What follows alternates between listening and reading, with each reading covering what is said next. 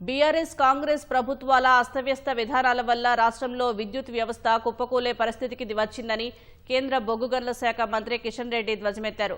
రాష్ట్ర విద్యుత్ డిస్కంలు చెల్లించాల్సిన అప్పులు 30,000 కోట్లకు పైగా ఉన్నాయని ఉప ముఖ్యమంత్రి భట్టి విక్రమార్క శ్వేతపత్రంలో ప్రకటించిన నిజానికి ఒక్క సింగరేణి సంస్థకు చెల్లించాల్సిన బకాయిలే 47,000 కోట్లకు పైగా ఉన్నాయని పేర్కొన్నారు.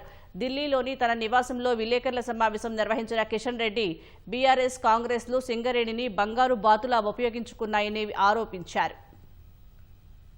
మా సింగరేణి కంపెనీకే సుమారు 47,000 కోట్ల రూపాయలు విద్యుత్ సంస్థలు చెల్లించాల్సినటువంటి అవసరం ఉంది. రాష్ట్రంలో విద్యుత్ డిమాండ్ రోజు రోజుకు పెరుగుతూ ఉంది. మరొక దిక్కు విద్యుత్ సంస్థల యొక్క అప్పుల పరిస్థితి మరి అదే స్థాయిలో పెరుగుతూ ఉందన్న విషయాన్ని సందర్భంగా మనవిస్తున్నాను. ఉప ముఖ్యమంత్రి ఆర్థిక శాఖ మంత్రి భట్టి విక్రమార్క గారు ఒక మాట చెప్పారు. 2047 నాటికి 1,00,000 మెగావాట్లకు తెలంగాణ పవర్ డిమాండ్ పెరుగుతుందని చెప్పారు.